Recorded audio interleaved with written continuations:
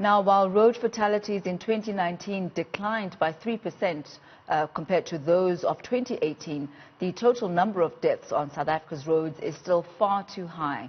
Now, this is according to the Automobile Association in its annual review of the road fatality statistics. Now, for more on this, I'm joined by Layton Beard, the AA spokesperson. Lovely to have you with us once again, Layton. So you're not delighted, even though there is a slight decline in these numbers. Why? Yeah, I think we're a bit concerned that although the numbers are a small decrease on what they were in 2018, they're still way too high. Currently, we're looking at 12,503 people who died on South African roads in 2019. And when we look at those numbers and we break them down, we see some very serious trends that are continuing not only from 2018, but from many years before that. Things that we feel can be addressed and addressed effectively to deal with road fatalities. So that's the one concern we have. We're obviously quite concerned about the impact on the economy of these road fatalities.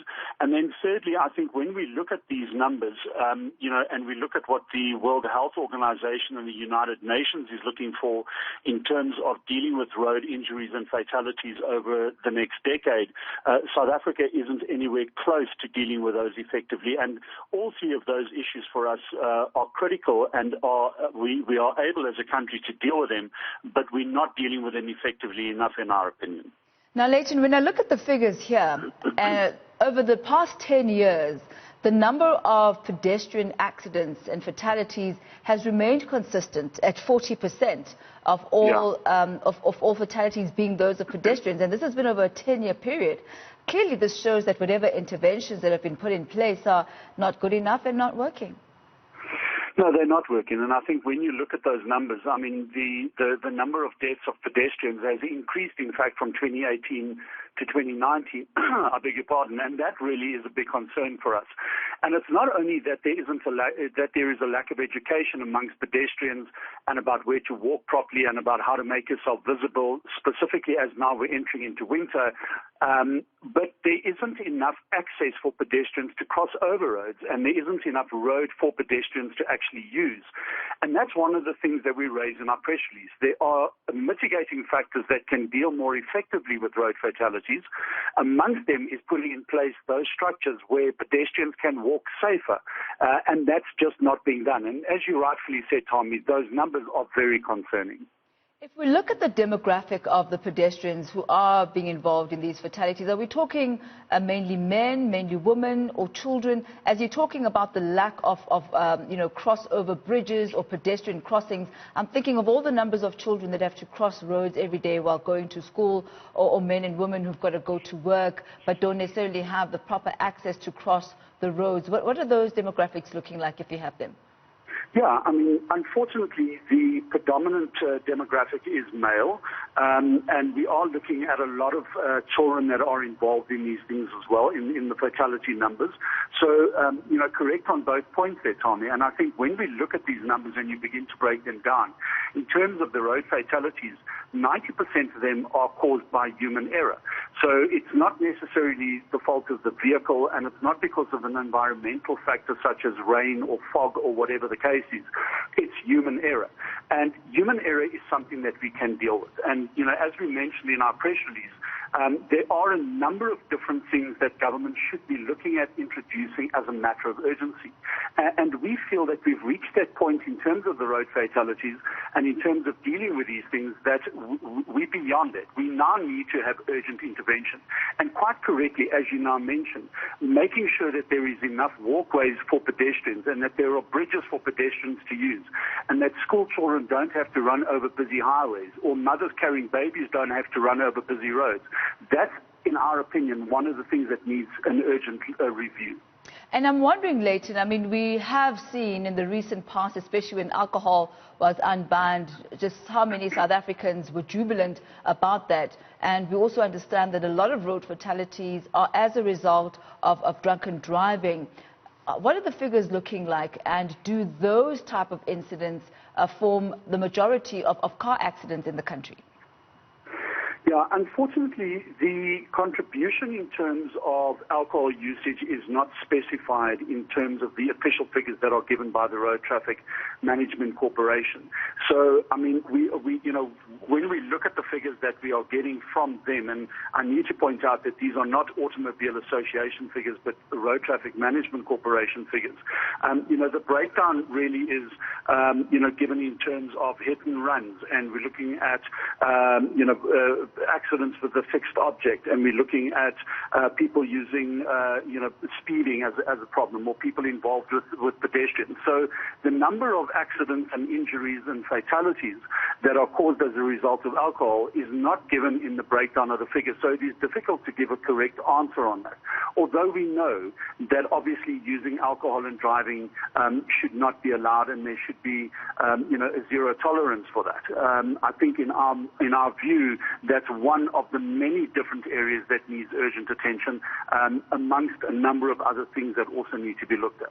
And one of the prospective solutions that you've put forward here, and interventions that government should implement, is that which focuses on new vehicle sales. I mean, you're saying that there need to be new, safer regulations around that. Talk to us about the reasoning behind that, specifically regarding new vehicles.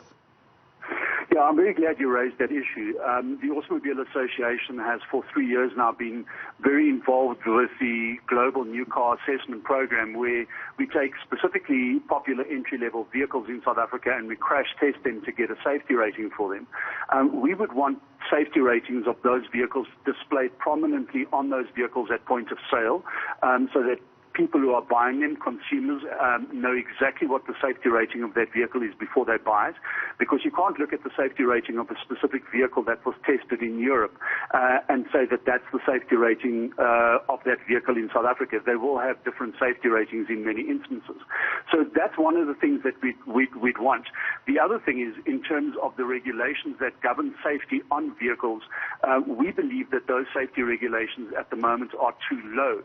So we would want safety regulations to be improved, and for things like electronic stability control and ABS braking and airbags to be mandatory in those regulations, and that all new vehicles that are sold in South Africa meet those minimum standards, whereas currently the only minimum safety standard required on a vehicle is that it has seat belts, and in our view that's just way too low.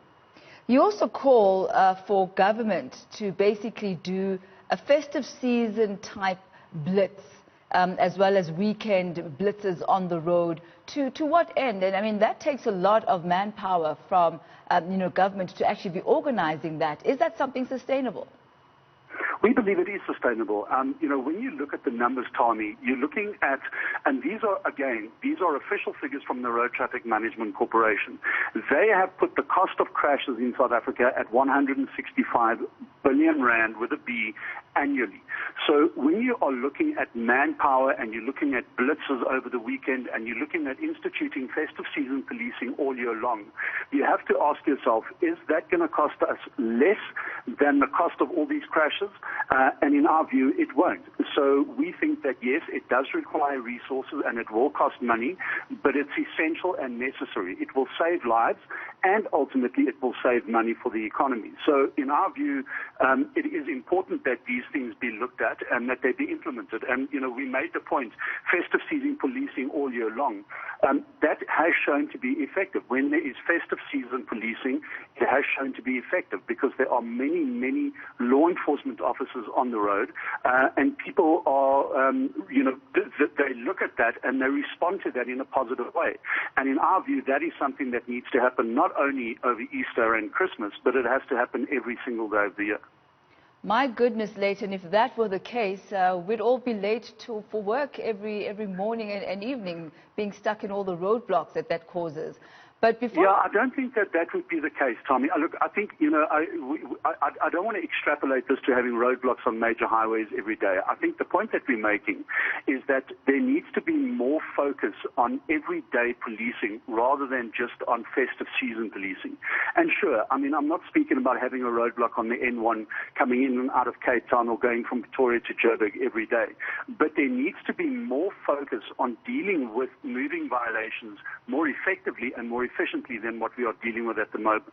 And certainly when we have these festive season periods, there are more people on the road who are making sure that people abide by the rules of the road.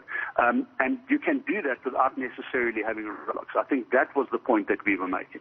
Now, before I let you go, I'd like us to reflect a bit on the lockdown period and the effect that we've seen on the road. Obviously, because people were not traveling, they were locked down, they were at home. We saw a huge decline of road fatalities and road accidents, bar a few here and there. But what would you say are some of the lessons and the takeouts from a road safety perspective that can be taken out from this lockdown season? Yeah, again, that's an absolutely excellent question, Tommy. I think one of the big things that we would take away from this is that when you see a reduced number of vehicles on the road, you're obviously going to have less crashes and less injuries and fatalities. So what does that translate to? That means that as a society, we need to make sure that we have less people traveling on the road in their vehicles. And how do we do that? One way is we make more public transport available, more affordable, more efficient, and more reliable public transport. Now, we have public transport available in South Africa at the moment, but is it serving everybody's needs? And the answer is no. And so from our point of view, when it comes to one of the lessons we can take from what happened during lockdown, is that there is a huge positive thing in terms of public transport that can be learned from this. And we believe that that should be something that should be a focus of government as well. The less cars you have on the road, obviously, the less people will be in crashes and less people will get injured and die. And public transport plays a huge key role in that. So for us, that's a very, very important takeaway. Well, thank you so much for your time as well as your insight this afternoon, Layton.